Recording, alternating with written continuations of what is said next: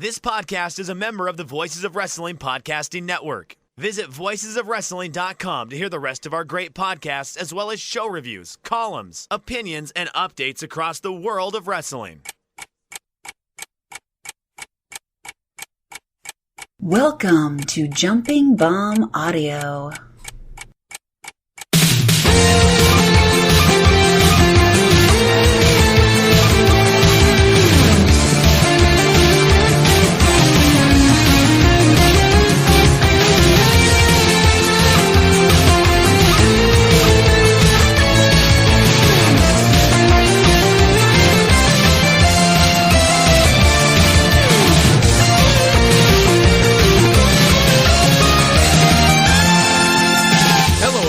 Welcome back to Jumping Bomb Audio, a podcast all about Joshi Pro Wrestling. I'm Aaron. I'm joined, of course, by Taylor. What's up, Taylor? Hi, happy Memorial Day weekend. There's no better way to celebrate Memorial Day than talking about Joshi wrestling. That's right. Let us remember all the Joshi who have retired. That's what Memorial Day should be, frankly. I agree with you. Well, we are, I'm sure, going to talk about Hazuki and Kagetsu on this episode. So, great Joshi retirees to remember for Memorial Day. That's what I'll be doing on Monday, for sure. And by that, I mean today, the day you're hearing this. Do you think Rich is going to post our podcast on Monday, on the holiday? I mean, what's better time to listen to a great podcast than a day that many people have off? You might be looking for things to do. Are you working on Monday, Taylor? I am not working on Monday, no. I'm probably working on Monday, unfortunately.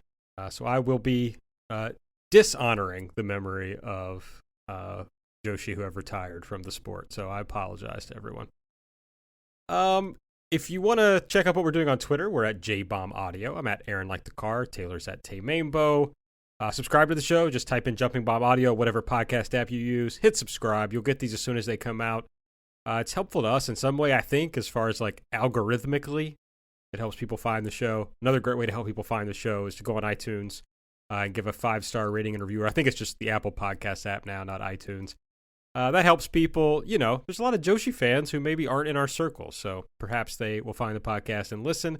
And if you'd like to donate to the show, you can do so at redcircle.com/shows/jumping-bomb-audio. Not a lot of shows for us to talk about in the past week, so we're going to focus on the SEAdLINNNG show from May 26th, which had a big, huge main event we'll talk all about. We'll, of course, run down some of the other stuff that happened and stuff that's going to come up in the next couple of weeks. And then we took some questions. So we've got questions to answer, and I think it'll be a fun show. Taylor and I always joke that when we think it's going to go short, we'll take questions, and then it ends up being longer than we anticipated. So you can never guess in the podcasting game, Taylor, what's going to happen. It's unpredictable every week, but that's what makes it exciting. Every other week, but yes. Every other week, yes. News. The state of emergency in various parts of Japan is extended again. It seems like COVID is a mess in Japan. At the same time, and I haven't watched the whole show yet, so no spoilers, Taylor, but I flicked on the beginning of Friday Night Dynamite, and big full crowd. Looked like it was full capacity. Yeah, it was pretty wild to open the show because when I turned the show on, I wasn't even thinking. I've gotten such in the rhythm of you turn the show on, and it looks the same every week. And it was wild just to have sound, like consistent sound. I was like, wow, this is really great. It was. It really was. And I think something AEW, like one thing they're really bad at is like the sound production on shows. And like the taped shows just have the worst sound. And so it was nice. It's like, oh, this is what a crowd actually sounds like. And of course, the AEW crowds, I think, are well known for being on fire for basically everything.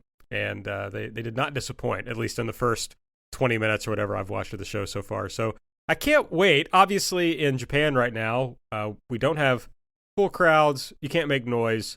But hopefully one day again, we will have Joshi with full crowds. Yeah, there's still, I think it was officially the state of emergency was extended. I don't know if it's official yet, but I heard June 20th, which would affect the Stardom show, would affect Gaia-ism, of course. Those aren't official as the time at the time we're recording.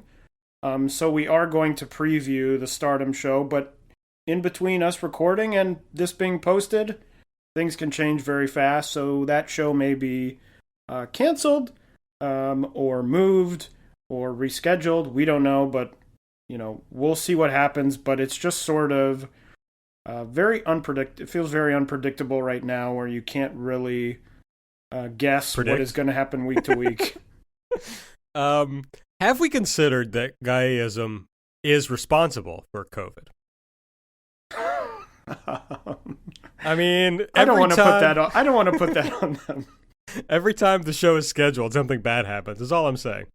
It does seem to be a weirdly cursed show, and it's also very weird looking at Marvelous and Sendai Girls, which now very much feel like two promotions that we're clearly expecting something to happen, the show to happen, and now the show isn't happening, but they're still running their own shows, and they sort of feel like, well, we'll just keep doing, Sendai Girls versus Marvelous matches, again. So, I really want to see the show, so I hope it happens sooner rather than later, if it does get delayed again.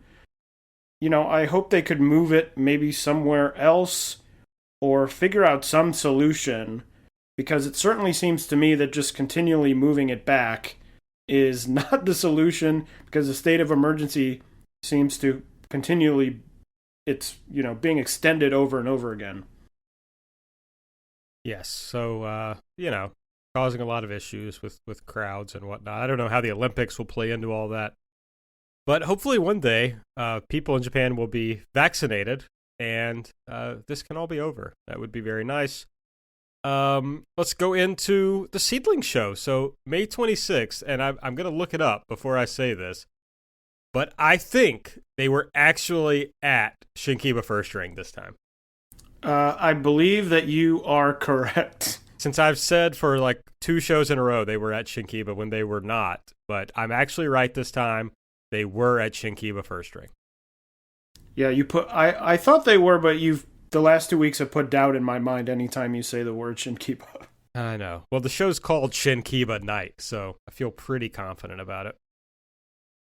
Also, it looked like Shinkiba, as it traditionally looks. So, in my opinion, a really good show, Taylor. What did you think? I agree. I thought it was very strong. Obviously, I think that it was highlighted by the main event, which we'll talk about in a second. But overall, I thought it was a fun show.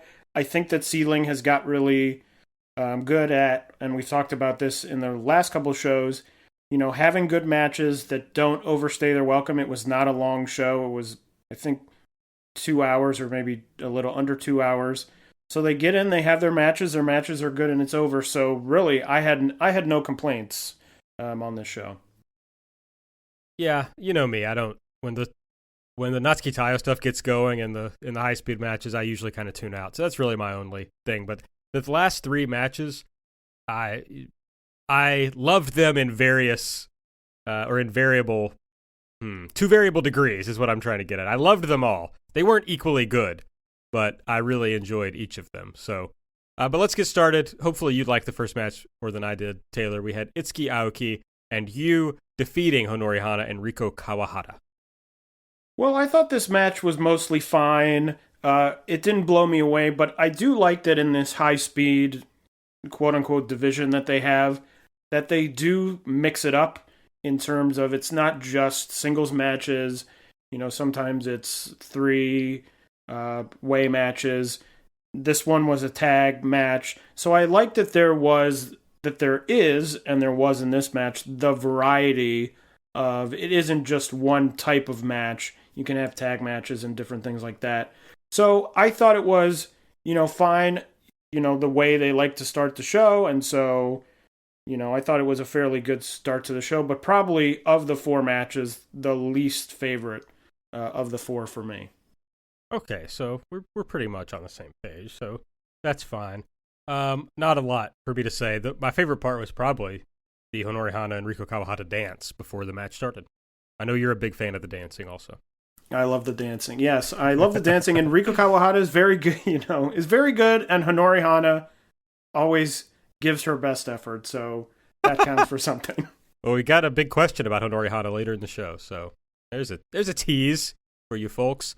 Then next up, we had Reena Yamashita defeating Ayami Sasamura. Yeah, I enjoyed this match. I've been on the Sasamura train for a while. I've talked about her on the show before. I think that she is very good and really underutilized. SEAdLINNNG has used her. She did have that injury a while back, which I think hurt her momentum. But I really enjoyed this match. I thought it was a good sort of clash of styles with Reena's tougher style against Sasamura, who's a little bit different. But overall, I thought it was a very strong match. I thought it was a lot of fun. Yeah, I definitely have noticed myself becoming a Sasamura head. When she comes out, I've noticeably gotten more like interested in her matches. I don't know if you're just talking me into her or what, or she's getting better. So I'm not sure which one it is. But I'm a big fan. She was great in this. This is like the kind of match I like where they just fought each other hard and beat each other up, and then somebody won. That's just kind of what I like. So it hit all the boxes that are good for Aaron. Do you think you are the one convincing me to like Ayame Sasamura? No, I think you're liking her because she's good. She's good is why. I mean, that's what I would say. I wish I could say solely that I have the sort of power over you that I can just speak. I can change your opinions based on just me speaking. But I do think it is at least partially, based on her talent. Well, what I'm guessing is she is just really good. That's true. But I've probably, sometimes, you see somebody and you kind of have your first initial reaction, and it's hard to get over that. And maybe you being such a big Sasamura fan has caused me to make sure I took a second look and considered again my view of Ayame Sasamura. Yeah, it could be. It also could be that, she was injured. I remember before she got injured, I was sort of like, oh, she's getting better. She's improving. Then she got injured. And I think when you come back from an injury like that was pretty lengthy, I think there is sort of an adjustment period of being like, I'm back. Okay, here's how everything, getting back into sort of in-ring, not shape is the wrong word, but sort of getting comfortable with being back in the ring and wrestling matches. And so I think we could be seeing that sort of improvement where she's now figured, I've been back for enough time and I've gotten comfortable in the ring again, and now I can sort of show what I'm capable of. All right, I like all these theories about why I'm becoming such a Sasamura fan. We'll continue to track this. I guess we'll never truly know. No, we'll put that right under whether, of course I'm blanking here, whether Matsumoto, whether her gear is meant to evoke a hamburger or taco. We will put that on the list also.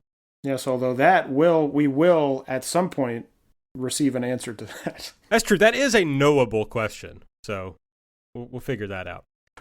Next up, another great match on the show. Yumiko Hota defeating Riko Kaiju with an armbar.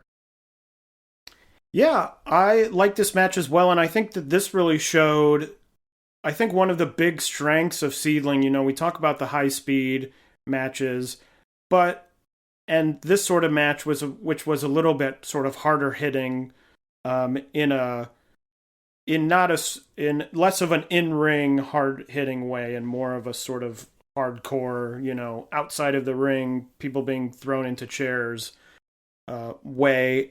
In that, I think that SEAdLINNNG has become very good at presenting cards that do have different feeling matches on them. We start with the high speed match in the opener. We have this match. We have the main event tag team, big deal match. And they really do that on a lot of their cards, where I think that one of their strengths is that they can present a variety of styles in one card, which makes things more interesting for me when I'm watching. I think that's true, and also that this is like a multi-show story between Hota and Riko Kaiju that they got me drawn into and interested in, and it kind of, they did a great job, just like classic pro wrestling, of like giving you little bits and pieces of this feud as they built up to then this match where it could kind of breathe more, and you could really see the full breadth of what they could do together in the match. And I thought they both were great here. And you got, also, of course, it'd be fun to see Kaiju win, but it makes sense at this point for Hota to win. And so you got to see Kaiju give it her all, fight from underneath, but she just didn't have enough to get it done against the legend. Yeah, and I mean, the spot that sticks out to me actually doesn't even involve the two of them, but involves Sasamura going into the chairs, getting flung into the chairs at full speed, which looked really crazy. Right after her, match in the previous match, right after her match, which was previous. So, yeah, I really enjoyed it. All right, and then we'll get into the main event, which I expect we'll have much more to say about. We have the Beyond the Sea tag title match. Arisa Nakajima, Nanae Takahashi defending their titles against the Las Fresas team of Asuka and Makoto. And the Fresas did it, Taylor. Asuka and Makoto win. Asuka pinned Nanae. Yeah, they managed to stay together and not be disbanded. That was the threat hanging over their head. And actually, before I watched the show, I thought I had seen a spoiler that the result was the other way, which I sort of thought I saw and then immediately closed what I was looking at and went, oh, I hope that wasn't a spoiler. But it was sort of in the back of my head the whole time, and then obviously they won, and I was like, oh, I was wrong, but it gave me even a little bit more surprise because in the back of my mind I was thinking, okay, I think they're going to lose. But it was an interesting match, and there was this match and there's another match that happened in the past 2 weeks, which I'll talk about in my recommended matches, where I, like, partway through the match I was thinking I'm not super enamored by the sort of the in-ring action. It wasn't bad, but it wasn't sort of that high top, very top level that I'm used to from these four wrestlers. But the thing I really loved about it was everything was done with such an attitude. It started with Citrus Wind coming out and Kaiju attacks them from behind. And Arisa turns around and is like, what is going on? Very annoyed. And then just flings Riko Kaiju into the chairs without any warning. And the people didn't realize it was going to happen and sort of stood up late. But there was such hatred, such attitude between the two teams that even though it wasn't my favorite, I didn't think it was the crispest match in-ring wise, it really hooked me in because it felt like a battle. It felt like a fight to me. Yeah, I think that's absolutely true. And it had this cool story. I was spoiled on the match, and so that was kind of a bummer. But I certainly thought that, the first almost 15 minutes of the match was basically Arisa and I beating down mostly Makoto. I think Asuka had one save in there. So that kind of did feel like they weren't just going to have them dominate the whole match and then win, I didn't think, at the end. That would have been depressing for that also to be the way that the breakup occurred. But you had this cool story of Makoto getting her ass kicked. Asuka would save the day. And, it's kind of building toward, you got two options here. If Las Fresas are going to win, you got two options. Either Asuka is able to hang on, despite, coming in and saving the day over and over. Or, of course, there's just, she doesn't have enough. She keeps trying to save Makoto, but it's just not enough in the end. Or Makoto, gets her shit together and is able to overcome, getting beaten up the whole match and win. But instead, we kind of had Makoto save Asuka a little bit, which allowed Asuka to have just enough left to survive in the end. I mean, I always talk about Asuka's athleticism, and in this match, I don't know if it was real or she was selling, but it seemed real to me. But I've never seen Asuka as gassed as she looked in this match. And while I was like, this is weird, it also added to the match in a way because it really felt like she just survived to get the win at the end and win the titles and save her unit. Yeah, what was your rating overall? Like what did you give it? We'll see how close we are. I wrote 4.25 at least is what I wrote down. Oh, interesting. Okay, well I went 4.5, so we're any close. measure not far off from each other. Yeah. It was really good. It just 4.5 to me. I'm kind of a low grader. 4.5 to me is match of the year level. Like it's a contender for match of the year.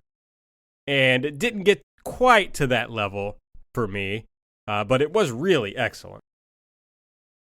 Yeah, I thought it was really good. I mean, I don't have to talk really about Asuka anymore on this podcast, but she really is turning into me like a sort of Kota Ibushi type person where is just willing to go out and do whatever to make the match great. I mean, every suplex she seems to take is directly on her neck. Even if the person doesn't lift her in that way, she will manipulate herself to make the suplex look great.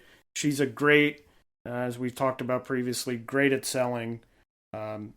So to your point, that maybe she was tired, but it also could be, the selling. We don't know, but I thought it was a really strong match. Another tag match that I think this company does do very well with singles matches, and this is not to discount any of the great singles matches they've had this year or last year or the year before. But you look back at some of the best matches of the past year, let's say, in this company, and I think a majority of them are these tag matches. I think they have created an excellent tag division that is exciting. They have a lot of interesting teams that, move around. We had Arisa in the Best Friends with Tsukasa Fujimoto, and we had Yoshiko and Sari when Sari was still around. And so I think that really this company has created a very, very strong sort of quote-unquote tag division, which is weird to say when there's only a handful of people actually signed officially to the company. But I think that has become one of their major strengths. I think that's a great point. That's true, and they do such a great job of putting on these short, digestible cards that often have those great quality tag matches at the top. So it's certainly an easy promotion to follow, easy promotion to enjoy. But they also, like the Hota and Riko Kaiju thing, they will give you stories you can sink your teeth into also. And obviously the story of the main event. But there's just a lot that SEAdLINNG has done well, even during the pandemic. I don't know if I would say the best, probably not the best pandemic company, but certainly they've done a good job during COVID. I mean, they certainly seem like a company, other companies have done very well, but this feels like a company to me that they don't have a huge roster. And if you were to sort of predict when this all began, if you somehow knew what would happen, I don't know that you would say, oh yes, this company with 5 people on the roster is going to continue to be very strong. I know I've had people say to me that SEAdLINNG is one of the companies that has kept up their interest in wrestling. Many companies have become more difficult to watch because of the crowds or other circumstances, and I think SEAdLINNG has done very well considering their circumstances. I mean, I'm frankly surprised, and I don't mean this as any sort of insult to anyone, and I sort of feel this way across all of wrestling, not just joshi. I am very surprised that we have not seen more companies shut down during the pandemic, because it's been very hard for everyone, and for companies that don't have a big roster and probably, they do these shows and they draw 100 people, or maybe they do a show at Korakuen and it draws 400 people. It is tough for them, and I think SEAdLINNNG has done a good job in presenting a product that they don't have control over a state of emergency or anything like that, but they have presented a product at least that is interesting and has in some ways adapted to the situation, running these sort of shorter shows, and having these show-to-show storylines, I think have really helped, and I think that they have done. I think if they're not the top, they're very near the top of companies that have done well in this period. All right, as I was watching this match, I know we talk a lot about Asuka on this podcast, but don't you think it's insane that Asuka has not found herself signed to one of the two major joshi companies or signed to one of the two American wrestling companies at this point? Yeah, I actually was it's funny you bring that up, because I was thinking about that during the match, and I am wondering, just because trying to think about this sort of in a bigger scope than just, okay, it's just Asuka, thinking about the whole thing, that we're in a, pandemic where, people can go from Japan to the USA, but going back is tricky because you need the 2-week quarantine. But also thinking about, let's say AEW was interested. To me, Asuka is super talented. So is it a thing where you want to bring her in? I guess your options would be you bring her to the United States probably for a few weeks, and then she has to go back. Or do you think, okay, she has the skill to do more than that, which would be competing probably for the title, and do you want to bring her in right now when the direction seems to be, I don't know anything, but it seems obvious to me that Britt Baker is going to win the title on Sunday and become the new champion and probably have some sort of extended reign with it. And do you want to bring in this hot prospect when... What would you do with her when she gets here? Because you have a new champion. I guess you could have one title match, but then Asuka would probably lose, and then she would just sort of be floating in the middle. Like, I would wait. I would say, okay, we're in a pandemic. We're not in a rush. It certainly doesn't seem like WWE is interested, unless there's something going on that I'm not aware of and hasn't been reported. So if you're AEW, do you bring her in now, rush her in during a pandemic, and she becomes just another sort of face in the mid-card? Or do you wait for a time when maybe Britt Baker's had the title for a while and whatever's happened with her, and you bring in Asuka as, maybe Britt Baker's turned babyface because the crowd seems to really connect with her. Maybe she's babyface and you bring in Asuka as the big heel challenger who takes her down and wins the title or something like that. But I think there's just so many different things that are going on everywhere. I'm not sure that I don't know if Stardom has any interest in her. I don't know if she has any interest in going to Stardom either. So there's just sort of a lot of moving parts. And part of it is maybe Asuka likes just doing these SEAdLINNNG shows or doing freelance shows and being able to go here and there and being 0-1 and things like that. So there's a lot of unknowns in the equation. I don't disagree with any of that. It just seems to be that with all the options that exist, she should be signed somewhere. That's just my view. If she doesn't want to be, if she's talked to all these people and they're not interested, she's not interested, then that's fine. That's up to her, obviously. But she, to me, is just far and away the best wrestler in joshi who is not either signed to a company or runs a company. You know, the best person that could be signed to a different company, I think, is Asuka. So it's shocking to me that she's not a bigger deal than she is. And obviously she's great, but, you know, she should be making the big bucks is all I'm saying. Yeah, I agree. And my hope would be, if we obviously know that she is interested in wrestling in the U.S. She had the booking at WrestleMania last year.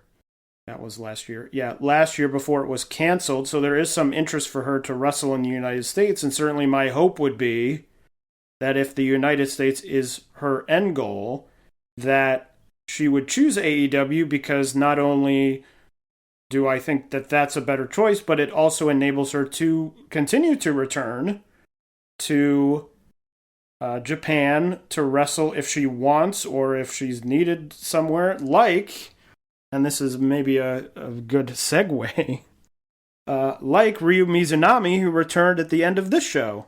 Amazing. Great job, Taylor. Thank you. I thought of that as I was saying the words, and I was like, this is pretty good. Mizunami did return.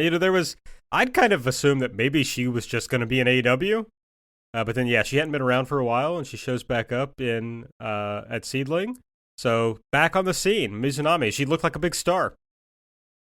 Yeah, I guess it should have been maybe not a red flag, but some sort of indication that maybe she was going back when she lost to Abaddon on Dark Elevation. I don't remember which show, which was quite shocking to me, at least.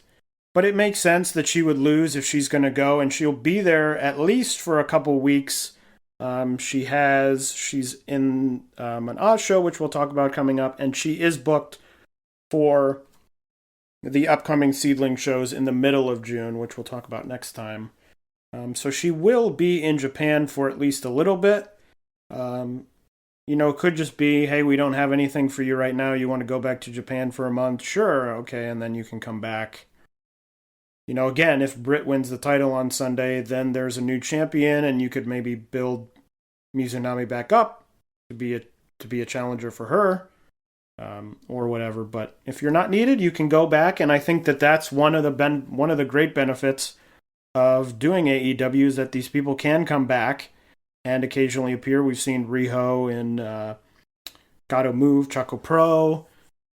Sheeta's come back as well. So, I'm happy to have her back. It's exciting. She feels like, sort of like a fresh coat of paint. She's got the AEW title, AEW tournament trophy with her, which I think is fun. So excited to have her back for however long she's in Japan. Riho, we didn't include this in our news, but has apparently suggested that her base of operations is going to be in the United States. Don't really know what that means, and it was tied to an announcement of starting a fan club, but it seemed to suggest that perhaps she's going to be spending more time in the U.S. going forward. The saga of Riho has been a bizarre one since COVID happened.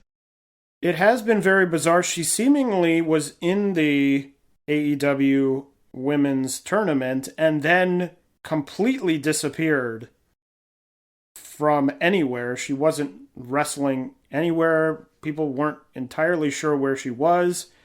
She's on the show, on the AEW show on Sunday, so she's certainly back in the U.S. now. And I guess she will be staying in the U.S. for a while. I'm not sure why she would be going back to Japan at all anyway, even without this announcement, because she's not in Stardom anymore. And she had only appeared in one or two Choco Pro shows. That video it just reminds you that she started it by saying, hey, I'm celebrating my 15th anniversary in wrestling. And you remember that she started when she was 8 years old. And you're like, oh, she's 23 and celebrating her 15th anniversary in wrestling. Yes, it was very funny to read that it was her 15th. So, Riho's cool. I would just like to watch her wrestle more, So, wherever she's going to be based, I just would like her to wrestle there. I don't care where it is. Just like to see it.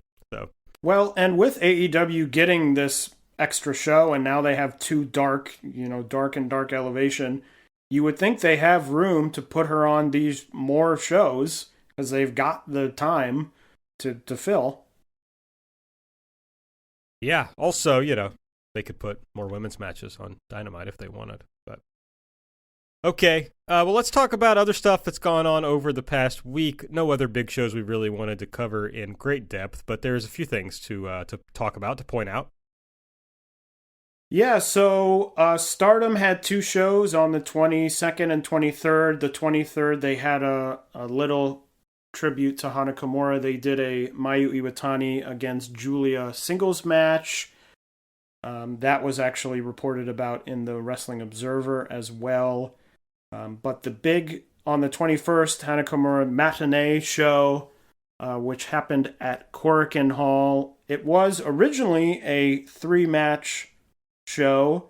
They had a sort of independent men's opener, a battle royal with a lot of talent, which was super fun. And then the original main event was Asuka, Miyamoto, Natsupoi, and Shuri against Hazuki and Kagetsu and Death, Yamasan, and Konami.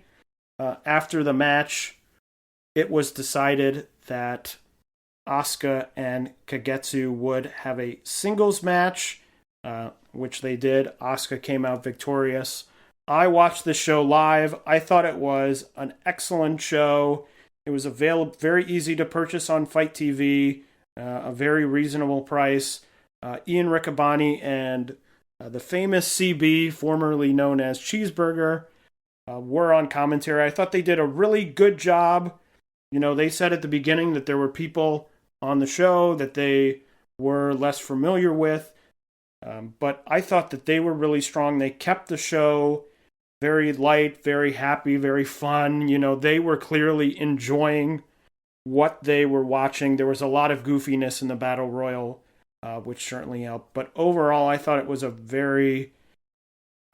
really, really strong show. One that I would recommend for people who are... I had a friend ask me, should I watch the show? How was it? What did you think? And I said, I was actually surprised that during the show itself, sort of the in-ring part of the show, that they did keep it very light, and I had a good job. After the last match, after Kagetsu and Asuka ended, they did do some video tributes. They had some in-ring segments, which were emotional. So if you're someone who was anxious about watching the show, or you were wondering about that, I told my friend who asked me, I said, if you were to watch just the in-ring stuff and turn the show off after the in-ring stuff ended, I think that it would mostly be fine because it was mostly light and the emotional stuff came after the wrestling. But it gets my recommendation. You'll hear I'll be listing a number of these matches in my recommended matches section. So overall, I thought it was a really great show. And I should say, last episode I was very critical of Stardom for their lack of involvement, and they did send a few people to the show. So, shouts to them for doing that. We should also say, there were some interviews with Hazuki and Kagetsu afterward. Kagetsu pretty well shut the door on any further return to wrestling, but Hazuki was open to the idea that she might return to wrestling one day. Yeah, I had always assumed that Kagetsu, she talked about when they first announced the show that she was unsure about coming back because she had retired, and she had sort of put this promise out there that, this will be my last match and this is so on and so forth. And so I always sort of assumed that this was going to be a one-off situation. There was commentary. Ian and CB were talking about, if Kagetsu were to come back tomorrow, she would have many companies that would be excited to, possibly sign her. And some people were saying, well, do they know something? But I think that they were just sort of talking, it was complimentary. Hazuki, I thought, was one of the standouts of the show, certainly one of the standouts of the main event. She had a great sequence with Mio Momino, who I also thought was really great. Personally, I don't know what she's going to do. I don't have any inside information. I hope she comes back. She was really good. It's clear she's still super talented, even though she hasn't been active. You know, she came back and had this great match, still doing all the stuff she used to do. So I don't know what the future holds, but I would love for her to come back. I think that she's really great, but if neither of them ever come back, if they never wrestle another match again, I was happy to be able to see them here on this show. It is interesting to think of like how the landscape of wrestling has changed since they retired. Obviously, kind of the Bushiroad thing was in effect, or in process when they retired, but AEW didn't really exist, as I recall. Anyway, I could be mixing this up. But yeah, Kagetsu could probably, if she, maybe she wants to, just have a normal life in Japan, but she could probably sign with any number of American companies and make a good living for herself. But Hazuki, one of my favorite wrestlers, would be overjoyed to have her back. But as you said, if we don't see them again, at least they went out in a very touching way. Totally agree. Also on the 23rd was Oz had a show. The big match there was Soniko Kato retaining the Oz title against Kakeru Sekiguchi. Tokyo Joshi had two shows, two sort of house shows on the 22nd. And then just a few hours ago before we filmed this, we were not filming, we're taping, we're recording. Before we recorded this. This is live, Taylor. We're live, pal. Tokyo Joshi had their fourth pay-per-view, which was an 11-on-11 two teams matches, 11 singles matches. It was spring and summer birthdays against fall and winter birthdays, and spring and summer won after Maki Ito pinned Yuki Aeno in the main event. It was tied 5-5 going into that. So Maki Ito, actually they went to sudden death, 1 count pin, and Maki Ito managed to roll her up for the 1 count. Ice Ribbon has been very busy over the last 2 weeks.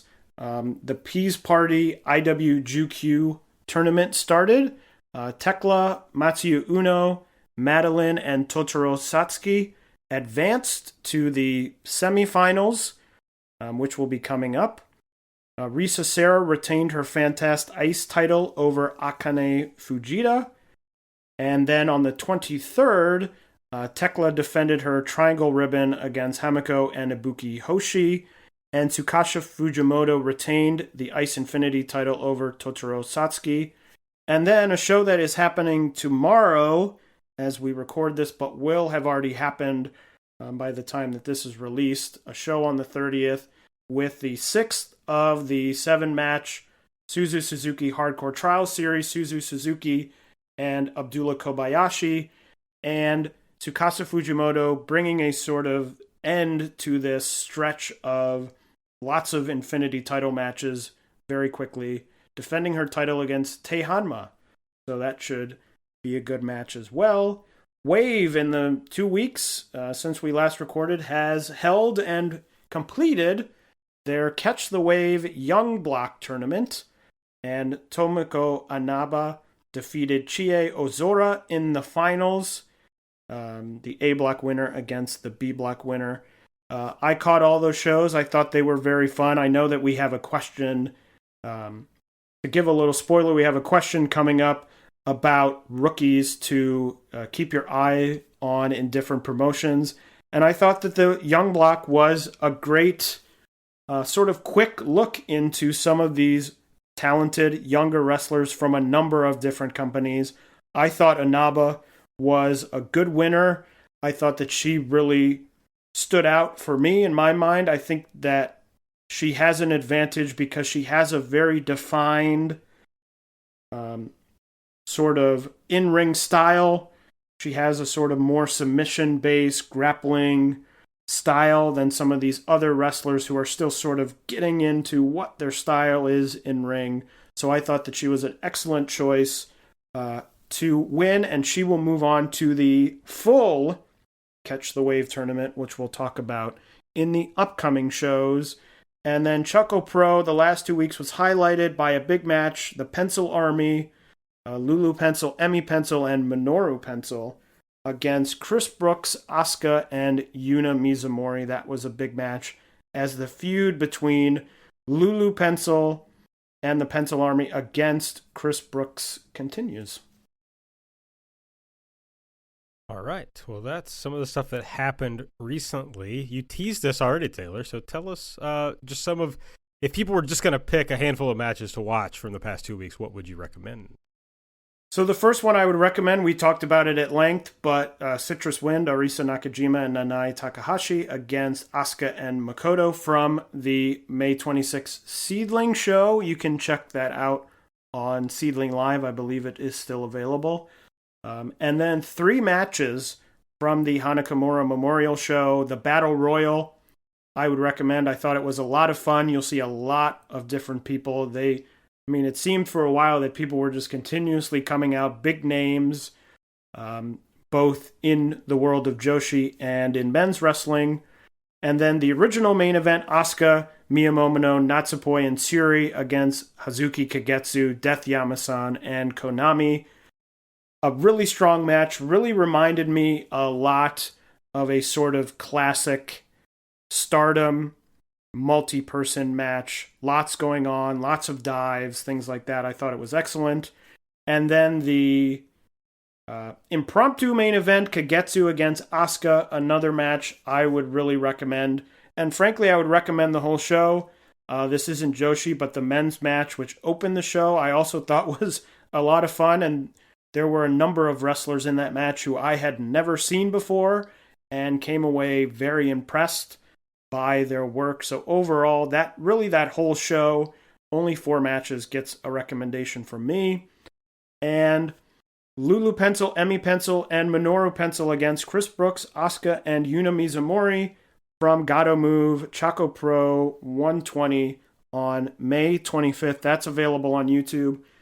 This one is the match I was talking about before. I wasn't, like the SEAdLINNNG main event, I wasn't crazy about the quote-unquote in-ring work in this one. It wasn't the best I've seen in Choco Pro, but I think that this story and this feud is really great, and I think that they had a lot of story in this, and it made it really interesting and really hooked me in. All right. Well, I, of course, co-signed the tag match, the tag title match from SEAdLINNNG. I would also throw in the Hota and Riko Kaiju match. Haven't seen the Hana show, and probably will not see it, so hard for me to say. But great list from Taylor. All right, as I suggested earlier, we have accepted some questions, so we will run through those before we get into what's coming up over the next couple of weeks. So first up, from the Glate Muta on Twitter, what's the biggest possible match in all of Joshi right now? Well, I think there's probably 2 answers, because the first one is what is the biggest possible realistic match, and probably the other one is what is the biggest possible unrealistic match. I think probably the biggest match currently would probably be that Utami Julia match, which seemingly is being built to. Julia is the big sort of hot star of Stardom right now. Utami has the title, at least for the moment. So that, to me, would seem to be the biggest match I could think of. Of course, if you think of, thinking outside the box, for example, does Kairi Hojo show up again somewhere? If she shows up, you would think that she would have any number of matches with any number of people in any number of companies. That would be probably very good and would draw people in because, It's Kairi Hojo. She hasn't been around for a while, and there are a number of fresh matchups that would probably get eyeballs. That's fair. I'm glad you didn't pick my pick for the biggest match in all of Joshi, which is Julia versus Tsukasa Fujimoto. Ah, okay. To me, that would be that's like the hottest match to me you could possibly put on. And by hottest, I mean, the most heat. Yes. Well, and it also sort of has the backstory of Julia's entrance into Stardom as well. Right. That's what I'm getting at. Yes. So yeah, I was just trying to like mix. Obviously, Julia is the biggest star in Joshi. I don't think anyone would disagree with that. I'm sure somebody will, but they shouldn't. So I was trying to think like what's like the biggest matchup for Julia, and you think, okay, Julia versus Yamashita, that'd be cool, but if you put Julia with Tsuka, that is just possibly a nasty match, which I would like to see. Other than that, I agree, especially on your realistic ones. The interesting one to me in Tokyo Joshi Pro, it's, to me, the next really big moment in Tokyo Joshi Pro is when Mizuki finally wins the title. And I don't think that match with like Mizuki versus Yamashita doesn't really get me fired up. But if Yuka becomes the Tokyo Joshi Pro champion again and Mizuki beats her for the title, I think that's a big match. Yeah. You're totally right. It is interesting to think, because we did talk about this before, whether the path is to getting Yuka the title back and Mizuki beats Yuka, or they have Mizuki beat someone else, and then they have the Yuka-Mizuki match in their back pocket as a roles reversed type of match. I'll be interested to see, if Yuka wins the title at CyberFight, that might be the indication that they're going to go with that path of Mizuki beating Yuka. But if Miyu holds on to the title, maybe they go the other way. Yeah, that all makes sense to me. But I do think that Mizuki-Yuka match is the big match in that promotion. Again, from the Great Muda, when things open up again, what new gaijin would you like to see over in Japan? I also will say I believe the username is the Great Muda, because I believe it's a pun on the new promotion Great, which is spelled Gleat. Sure. Yeah, I mean, ours can often be given that L pronunciation in Japanese, so that's just how it goes. But my answer is I want to see Jade Cargill in SEAdLINNG. Hell yeah. That's what I've been thinking about since literally the moment she debuted. Is I'm like, she has got to go to SEAdLINNG and she should form a tag team with, not kicking out Makoto, but she should form a tag team with Asuka. Because frankly, they are similarly very hyper athletic. And I think having her there and, working with someone who probably has a very similar experience of figuring out how to work in very high levels of athleticism into, women's wrestling, I think that she would learn a lot, and I think she would get very good very fast. Yeah, well, I mean, that's the best answer, so I'm not sure that I can overcome that one. But there's definitely, I see a lot of people on Dark and Elevation that I think, man, if they got a chance to go spend some time in Japan, that would be very helpful to them. But also people who are on Dynamite. I mean, Tai Conti is already great, but she really fits the Joshi style. I would love to see her really go to any Joshi promotion and just exchange kicks with people and go nuts. Anna Jay, of course, when she is better. And there's a lot of other people that show up on those shows, who aren't quite on that level, but Tesha Price, who I really like and who I think has a real possibility of being something and could really use, a couple of months in Japan to work on everything she's doing. So there's tons of people I could pick out off of those shows, but those are some of the ones that come to mind immediately. Other, of course, than people who have already been over there. Your Thunder Rosa, Jamie Hayter, who I hope to see back over there, those kind of things. Arandi Sali, I'm sure I pronounced that wrong. I apologize. If you want to DM me and tell me how to pronounce your name, I will do it correctly next time. Do you think Stardom is wasting their singles matches on house shows? I don't... Aaron, what do you think about this one?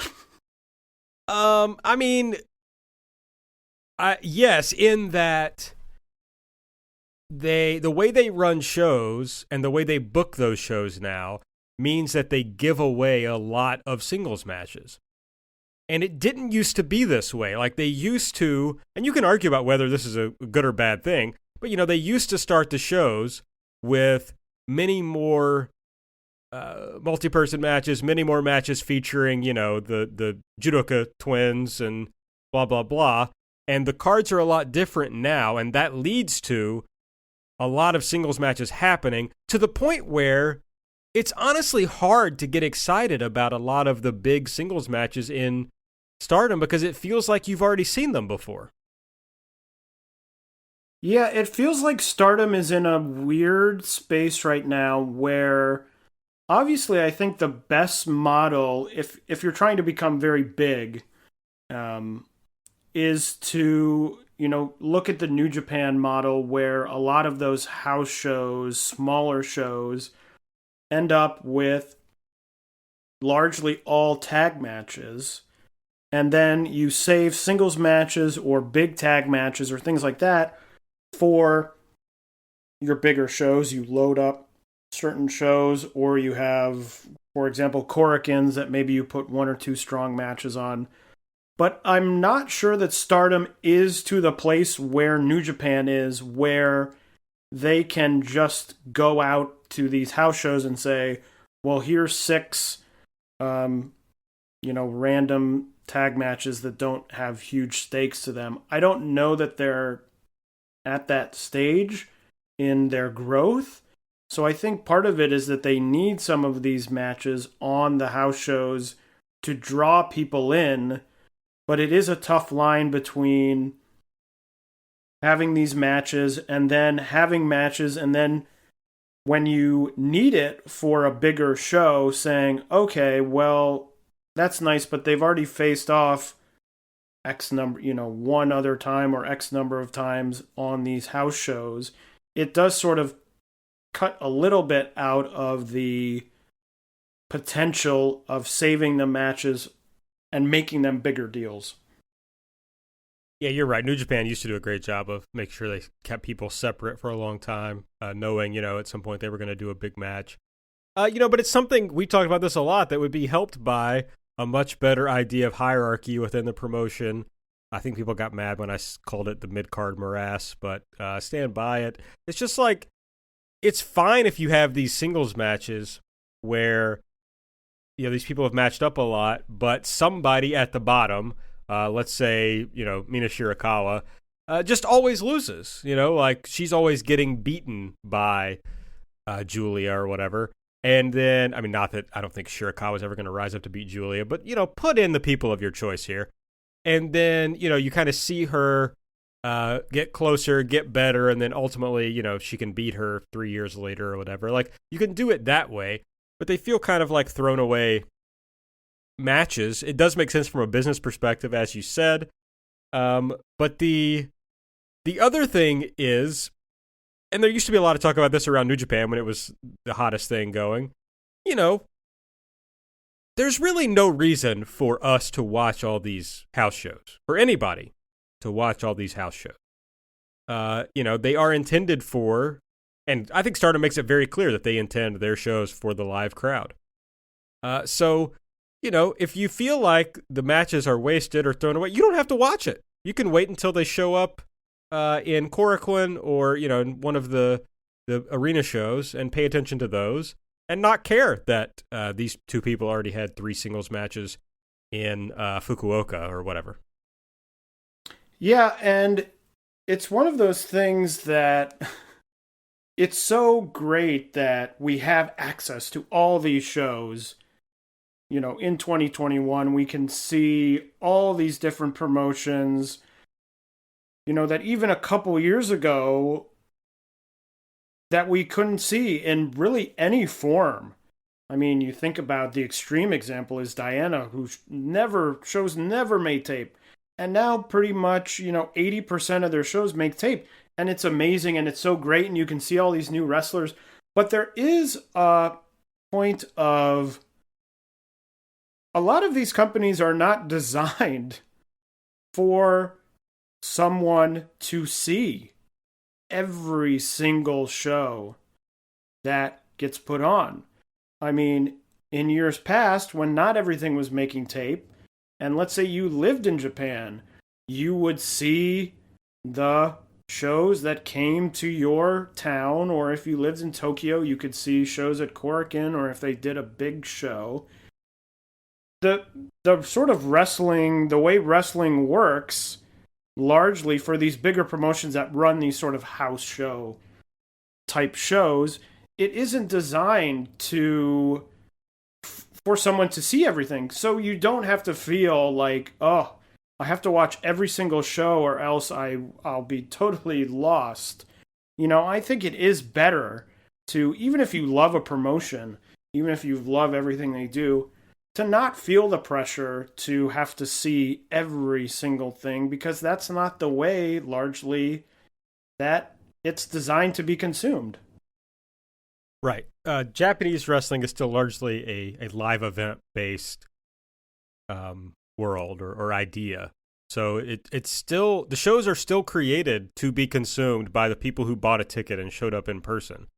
We just happen to get to see it. So I would strongly recommend to everyone to not try to watch every show. If you see a match that sticks out to you, you know, nothing wrong with that. But I certainly would just encourage people to, to be a little more choosy. Because you will, I mean, I've done it to myself at times with Stardom. You will burn yourself out on the product. So just don't do it. It's funny here coming from Taylor, though. Taylor watches everything that is on tape in every company, I think. No, I do watch a lot, but I don't, you know, and there were years past where I did feel that compulsion to say, oh, well, I've got to watch everything because if I don't, I'll be totally lost. But it puts a lot of pressure on yourself, and I think it does hurt your enjoyment to put that need on yourself to say, I have to see everything, because then it becomes a task instead of something you do for enjoyment. I mean, I'm thinking about New Japan when I watched New Japan more regularly. I mean, there was 2 years where I saw every single New Japan show that was on New Japan World, and I was like, great, what an accomplishment. But I realized that, you know, you watch some of those shows where you're like, there's no matches that interest me, and I'm just watching this to check off a box of I've watched this show, when I could be watching something else. You know, have a little variety, or if there's a, you know, company you've never watched, instead of watching another house show from whatever company or smaller show, you can say, hey, let me check out some other promotion that I've never seen, and maybe I get really into them. Yeah, that makes a lot of sense to me. It's, you know, I don't consume wrestling like a regular person does, probably just because it's like I have to watch every AEW show. Taylor tells me every other week which joshi shows I have to watch. And so I kind of, I have a set list of things I have to consume. So I basically suggest everyone to not live my life, basically. Choose your own adventure in this world. You could say, Aaron, you chose to do these podcasts. You'd be right about that. So I can't argue with that. Which company, Taylor? Ooh, a break in the old voice. I haven't heard that in 20 years, probably. Good to know. I can still do that. Which company do you feel regularly puts on the best tournaments? This is from Arcade_Sam on Twitter. So there aren't a ton of companies doing tournaments. I guess Tokyo Joshi, Stardom. I mean, my answer would be, a couple years ago, it would have been very obviously would have been Wave, because I think when Catch the Wave is really good, I think it's by far the best tournament in Joshi. I think that they've shown an ability to get wrestlers from all over the Joshi landscape, so you get really interesting matchups that maybe you've never seen before. Of course, Wave has sort of taken a hit in the last few years. They didn't have a Catch the Wave tournament last year, and so it's been a little different. So I think the probably obvious answer now would be Stardom, just because they have probably the biggest talent pool in terms of doing these tournaments. But if Wave could ever sort of get back to that point, I always enjoy watching Catch the Wave the most because of that breadth of talent that they use. Yeah, I would say, I mean, you're right, but I would, for nowadays, I would say Tokyo Joshi Pro, even though they don't do a ton of them, but I think they do it the right way in that they always keep the matches short and fun. And their tournaments for me are always more light and breezy and easy to make it through than most companies. So if I had to choose today, I'd probably choose Tokyo Joshi Pro. All right, I'm going to put the next two. Oh, no, that's not right. After that, I'm going to put the next two questions together. If Stardom is the WWE of Joshi and that it is the largest promotion, and Seattle Fern on Twitter, you're going to get a lot of pushback on that. What does the rest of the hierarchy look like? Who are the top five? Which promotion is AEW, NXT, Impact, ROH, etc.? So, your hierarchy of Joshi, Taylor, what do you think? Okay, so Stardom's number one. Obviously, that's the assumption. I think AEW is, or the number two would be, to me right now, would be Tokyo Joshi. I think that they've got a hot product. I think that they're gaining interest and more eyeballs to the product. I think three, probably a very close three, would be Ice Ribbon. I just think they run a big number of shows. They have a great, very talented roster. They're able to run Korakuen quite frequently. So I think that they're definitely in the upper tier. Those sort of three are, to me, in my mind, the big three of Joshi. 4 and 5 are tough, because now you're talking about a lot of companies that, I personally may enjoy, or maybe I enjoy less, but in terms of, the size of the promotion, what is the difference between, a Sendai Girls and a Marvelous and a SEAdLINNNG?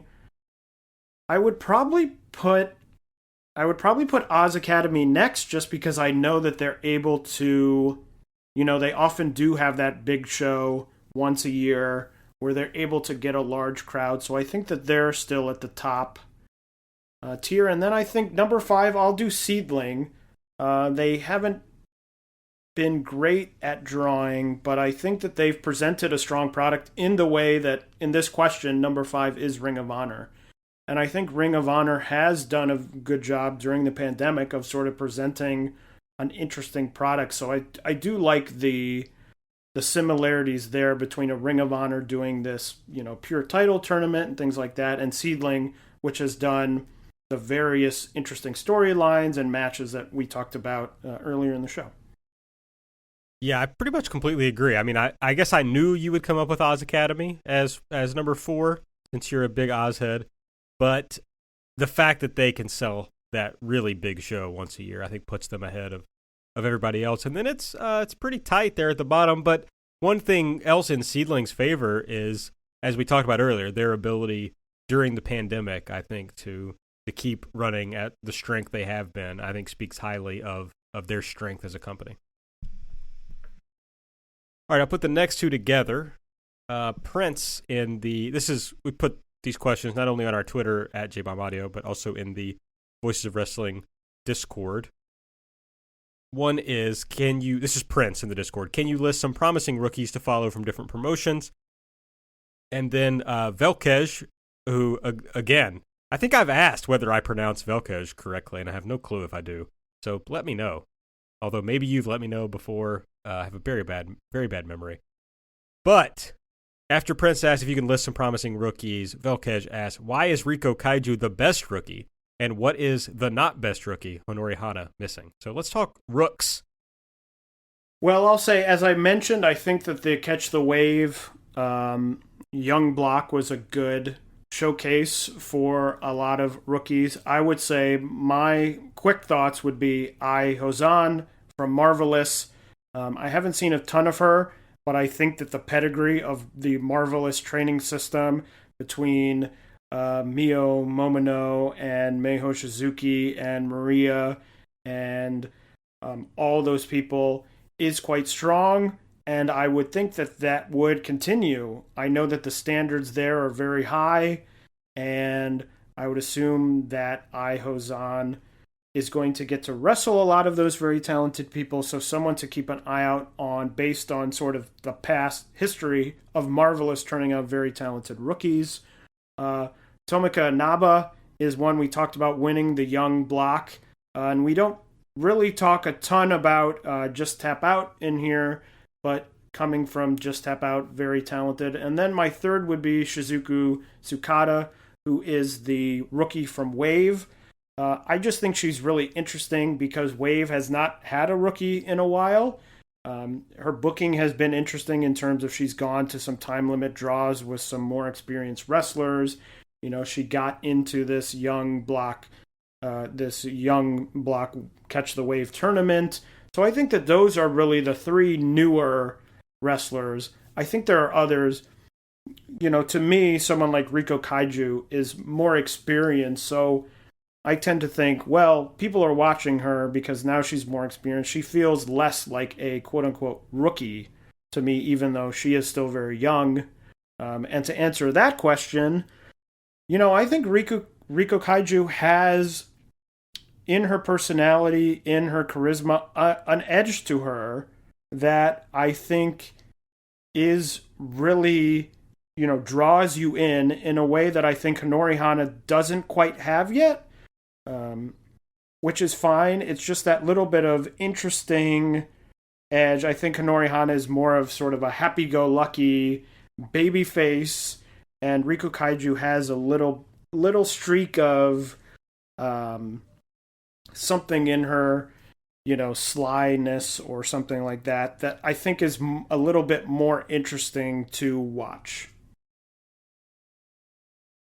Okay. I guess I would also mention, I don't know Prince in the Discord. I don't know what they watch, you know, but obviously if you're just paying attention to some of the main companies, of course, we didn't mention Yuki Arai, who's the newest Tokyo Joshi Pro rookie. You did talk about Riko Kaiju. Does Stardom have a rookie? I guess Lady C is technically a rookie, right? Yeah. So, but she's really the only one. That's something interesting about Stardom, is that they've brought in a lot of new people, but they haven't debuted many new people, as far as like new people to wrestling during the Bushi Road era. So yeah, those are some other people to think about, but you probably already know those people, but I just wanted to make sure. Velkej also asked, will Chigusa Nagayo storm the LDP offices and beat Suga with a running 3 down the stairs? This is beyond my level of knowledge of Japanese politics, probably. I would say at this point, if the show is canceled or postponed again, I probably would say yes. As we probably all would be very annoyed if we were trying to run a big show that was going to most likely affect what happens in our entire promotion and stories and things like that. Would probably be very annoyed to have this show continually put off. I would certainly like to see the show, so I can only imagine the person putting the show together might feel slightly stronger than I do. Now here's a tough one. This is from the White Dragon herself, Rika Tatsumi, on the Discord. Thank you for joining the Discord. Riko. Plot your Hikari Noa international princess title defenses, including who she loses to. This is very tough for me. Yeah, I could probably get a couple of defenses, but I'm trying to think who she loses to. Right. Is interesting. Because I could see, like, in my mind, I could see a Suzume challenge. Because I think that would probably be a good match, a good learning experience, but she doesn't need to win particularly. Like, I could maybe see a Pom Harajuku title challenge. But I'm trying to, like... It's so funny because I don't... Well, I'm just thinking when Yuki won the title, I probably could have said, okay, Hikari will be coming at some point, but there isn't anyone to me who sticks out as, oh, this is going to be the next person who they're going to start to build. And to me, the only person that really sticks out to me is Mirai Mayumi, but they may have bigger plans for her. That's the only thing that gives me pause. Yeah, Mayumi definitely sticks out to me. What do you think about the idea, like she feels above this, but what do you think about the idea of Ito winning it? Yeah, I guess that is that I would feel that Ito's end path would be higher than that, would be Princess of Princess. And so I don't know that they would have her win the international just to have her lose it and then have to build her back up again to win Princess of Princess. That's the only thing I'm not sure about. Because it certainly seems to me like Ito, even where she's slotted now without a title, is slightly above that sort of international level in terms of where she's positioned on the card and the fan reaction to her. It feels to me very much like this international title, ever since Thunder Rosa had to vacate it, has become a title of building up people who haven't had those opportunities yet. And I feel like Ito has had those opportunities, and that her next step is sort of the top of the company. I was trying to find, like a singles match that Hikari Noa lost that she could try to avenge, but it's all either people who are, above her on the card who I don't think she would beat for the princess title, or it's Natsumi Maki, who I don't think she's going to be facing anytime soon. So I was hopeful that would give me some sort of idea, but it really doesn't. She's already gotten the better of Yuki, who beat her. So, and I don't think she's going to be facing Yamashita for the International Princess title anytime soon. So, yeah, I don't know. Your Raku's, your Suzume for sure, Palm, as you mentioned. But, yeah, Mayumi is the one, as you said, that makes the most sense to me. Yuki Aino does have a singles victory over Hikari Noa from the Spring Beautiful one-day tournament. So they could certainly run that match. Yeah, that's an interesting thought I didn't even think about. She didn't even cross my mind, but I think that would be good. And Ito does also have a singles match win over Hikari Noa. So actually Yuki Aino has a couple of singles wins over Hikari Noa. So that might be worth an interesting defense. Okay, what do we have next? We have Armani Shoe Exchange from the Discord says, I know you love X's making appearances on Stardom shows. Yes, we do. So who do you think are the X's for Stars versus Oedo Tai, the match they're going to have at Ota Ward?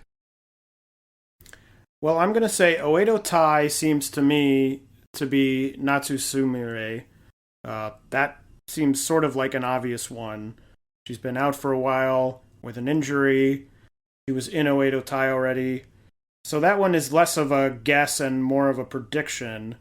For Stars, I'm going to go into left field and I'm going to say Yusuke Aikawa because that's what I want to happen. Wow, I love that. That would be excellent. Well, they did have another return recently on a show, right? So They did, Koguma. Right. So that would make sense. I just don't know who else is out there as far as like, it doesn't feel like no one has like gone freelance lately or left a company lately. So it's hard to imagine like somebody just suddenly jumping from another company. So I don't really see that. I honestly, I don't know. I just think it's like very hard to predict unless it's just a freelancer who's coming in. You know what who's like already freelancing. Your Asukas, your Saorianos, those sort of people. And I don't see that happening. So I don't know. I'll be surprised, whoever it is. Yeah, people like that feel sort of slightly bigger than an X in this match. So I didn't even really think about them, and it would seem weird to get someone like that in when what usually happens is it's like, I'm going freelance, and then they sign, where those people have been freelance, or Ano is with Ice Ribbon now. That's been happening for a while, so it would seem strange that this would be the moment to bring them in. Right, I agree. So, but I mean, Aikawa also seems too big for this moment. So I really don't know. Sorry, Armani Shoe Exchange. I wish I had a better idea. If wrestling was like sports, what joshi trade would you make? For example, Miyu Yamashita for Tom Nakano. All right. This is the governor, I think, on the Discord. So I saw this question and I thought about this, and I came up with a trade. And I think in real life, none of the promotions would agree to this trade, but I thought it was interesting. Okay, so it's a 3-promotion trade. Here we go. Stardom trades away Jungle Kiona, Momo Watanabe, and Konami. SEAdLINNNG gets Momo Watanabe, and Ice Ribbon gets Jungle Kiona and Konami. And in return, Stardom would receive Honori Hana, Riko Kaiju, Naoya Ishikawa, Maika Ozaki, and Tekla. I love this, Taylor, honestly. I sat down for like half an hour and I thought, okay, how would this work? Because I figured for Stardom, you are trading away, Momo would be the tough one because Momo is so young to me. But that's why, she goes to SEAdLINNNG and gets both rookies. And I was thinking for SEAdLINNNG, you might take the chance that you like those rookies, they're very good, but you're getting Momo back, who is also very young. It isn't like you're trading 2 rookies for like a 35-year-old who's going to retire in 2 years. And then I just thought it would be interesting for Ice Ribbon to get Jungle, to get Konami. They trade away it's sort of a 2-for-2 trade, and then Ishikawa is thrown in, because you might think, okay, that's a younger wrestler, but they also have Mashiro. So that was just in my mind. I'm not sure any of those promotions would look at that trade and think, this is a great trade, but that's what I came up with. No, it's kind of great because, Stardom needs that level of wrestler, I feel like. Their cards really don't have those at this point. Momo, yes, she's young, but to me, I hope I'm proven wrong on this, but to me it feels like she's done all she will ever do in Stardom. Like, I think she reached a pretty high peak. She has the white belt defense record, but I don't think she will ever be a white or red champion again in Stardom. So it'd be great for her to kind of be able to spread her wings somewhere else. This, to me, was really hard because it's like I was trying to think of what companies need that they don't have. And I think you nailed that because I was like, well, how do you include Tokyo Joshi Pro? And I don't think Tokyo Joshi Pro needs anything at this point. I kind of think the promotion is set up about exactly as you'd like it to be. Yeah, that was my problem. I was thinking about Tokyo Joshi, and I thought both, they don't really need anything, and I don't think they would really want to trade anyone away unless you're thinking about someone who's so far down the card, like Haruna Neko. But I'm like, where would she go? It isn't like she is, a game changer where you could trade her somewhere and it would be like, oh, and it's a new start and she's going to really blow people away. I think she is at this point sort of that opening match wrestler. And that was the only person I could think of because everyone else in Tokyo Joshi, either I think Tokyo Joshi wants or would definitely not want to trade away even if they were to get someone great back because I think they have a lot of great talent already.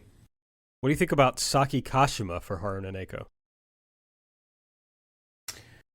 Well, I was trying to think when you said Haru Neko, a classic sports trade is like two people who need a change of scenery, who kind of maxed out maybe at what they're doing.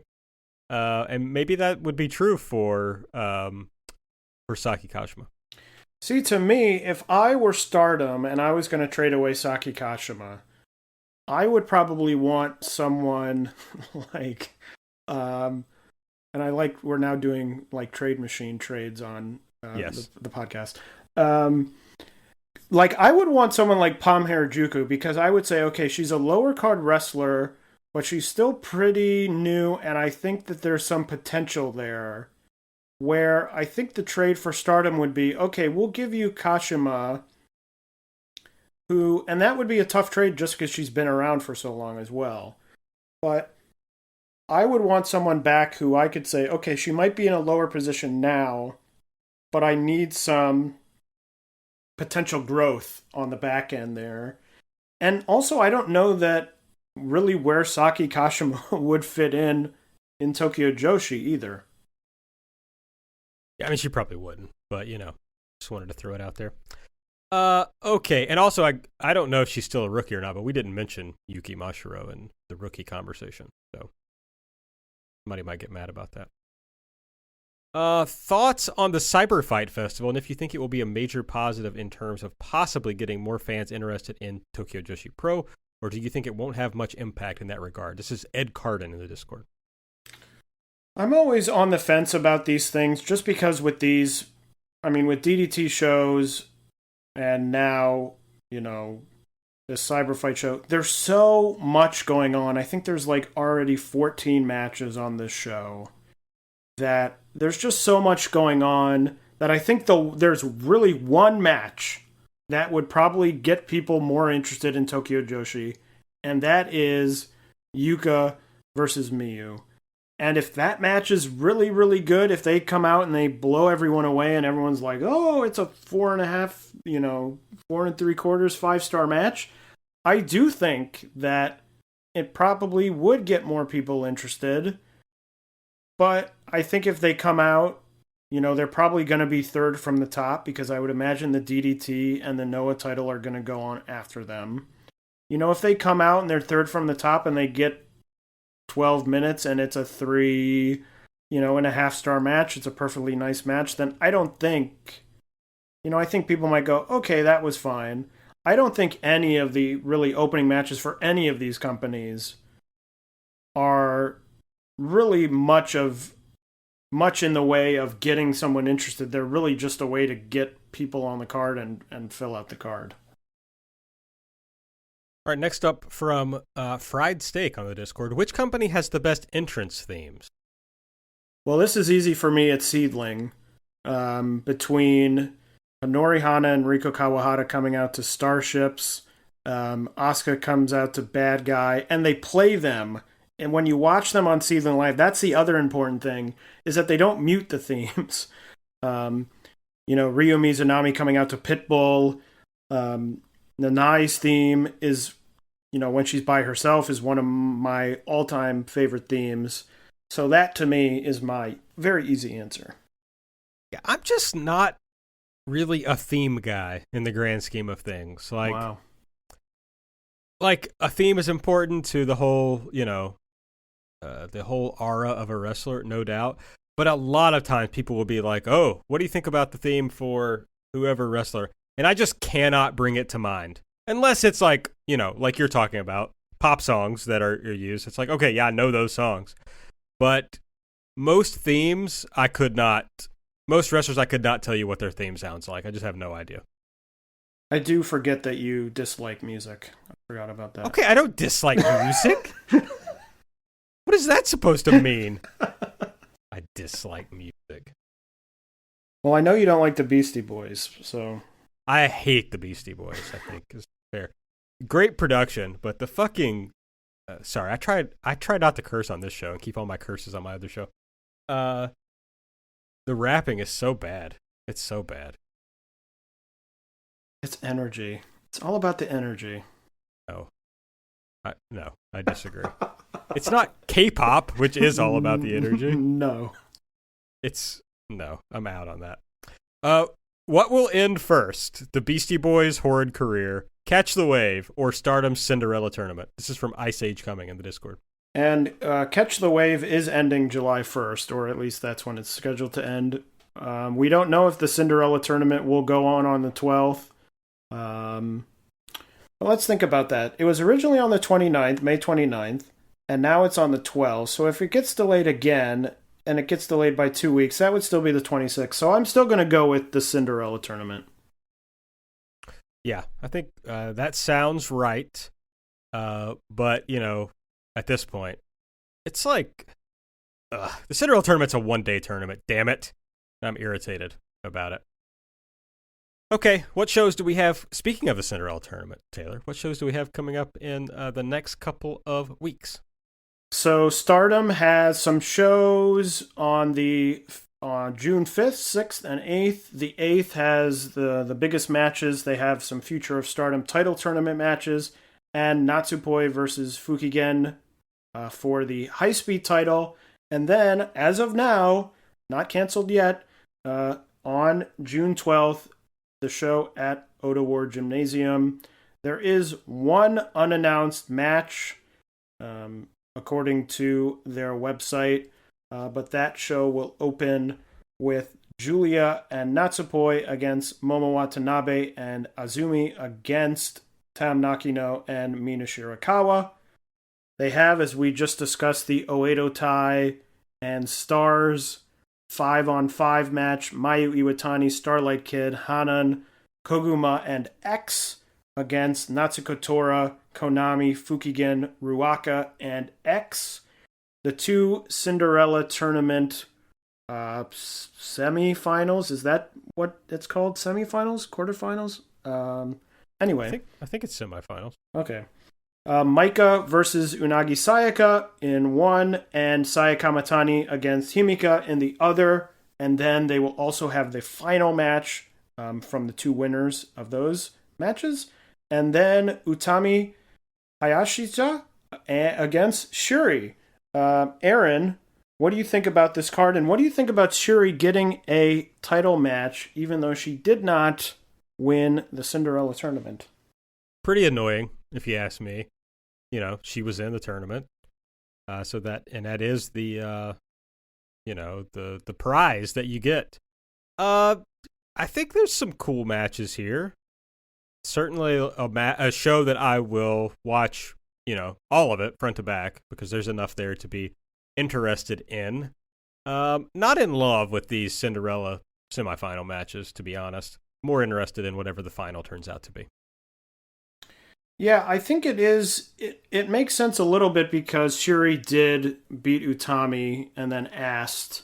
But it just seems weird to say, okay, I beat you, give me a title match, and then you go on to the next match and you lose, and you still get the title match. I mean, I'm sure the match will be very, very good, but just sort of a confusing way to... A confusing way to get there, which has been made more confusing by all these delays and, the Cinderella tournament still happening and all of these things. It's just sort of a weird... Overall, there's a weird feeling to the whole thing because of a number of factors, then the main being that the Cinderella tournament, which is usually one day, is now seemingly still going on. And may not end on the 12th, depending on what happens with all this state of emergency stuff. Oz also has a big show on June 6th, Soniko Kato's 25th anniversary. A lot of big names on this show. Maya Yukihi and Asuka against Kaho Kobayashi and Reena Yamashita. That seems like a really fun match. They're doing a battle royal. They're having some special guests that I believe will be speaking, Manami Toyota, and others. And the main event, Sonoko Kato, Aja Kong, and Mayumi Ozaki against Akino, Hiroya Matsumoto, and the returning Ryo Mizunami. So she won't just be appearing in SEAdLINNNG, but will also be appearing on this Oz Academy show. And then on the 13th, Oz has another show, doing a lot of shows recently. Sonoko Kato against Kaori Yoneyama for the Oz title. As we mentioned, the CyberFight Festival is coming up on June 6th. Tokyo Joshi will just cover the Joshi matches. Tokyo Joshi has 4 matches on the show. A pre-show 10-person tag team match. Mirai Mayumi, Suzume, Arisu Endo, Haruna Neko, and Moko Miyamoto against a debuting rookie, Kaya Toribama, Mahiro Kiryu, Nao Kakuta, Pam Harajuku, and Raku. So clearly the most interesting part of that match will most likely be the debut of this new rookie, Kaya Toribama, who has a very interesting looking mask. And really there has been no information released except for a photo and obviously the name.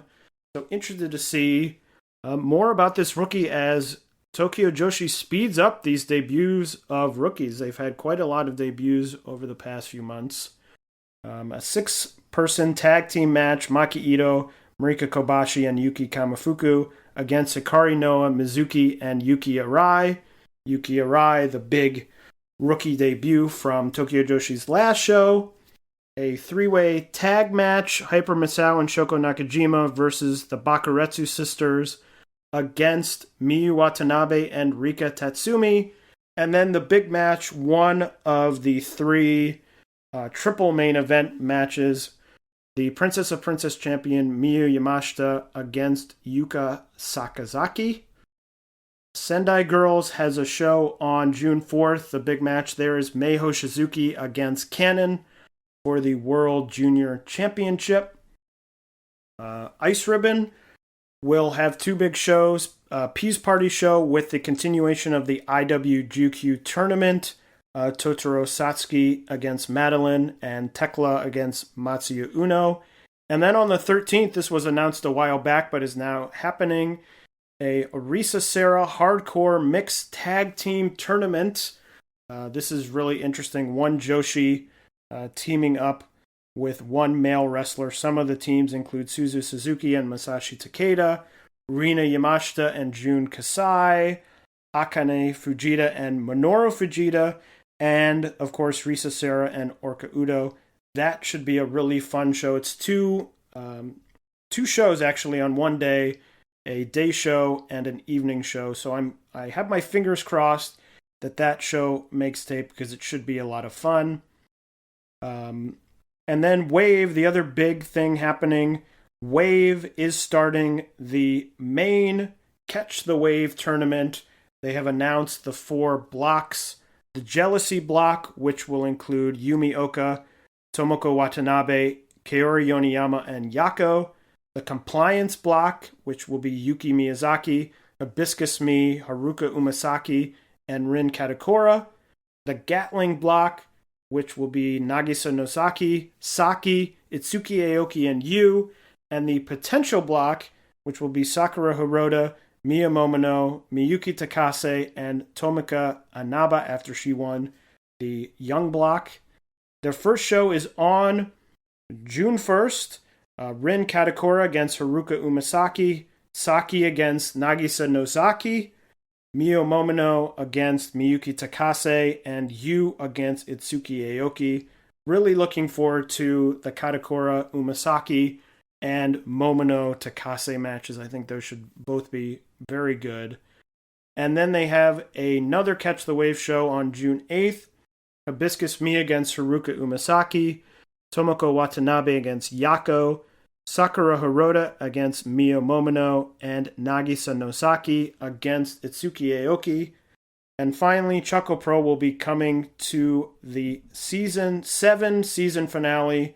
They have shows on June 4th, 5th, 12th, and the 13th will be the 7th season finale. All right. Well, is there anything else we want to talk about, Taylor? Aaron, I think we covered it all. Yeah. Love that. All right, make sure you follow us on Twitter at JBombAudio. I'm at Aaron Like the Car. Taylor's at Taymainbo. Subscribe. Give us a 5-star rating and review on the Apple Podcasts app. Donate to the show if you feel so compelled at redcircle.com/shows/jumping-bomb-audio. That's it for today, and we will see you in 2 weeks. Bye-bye.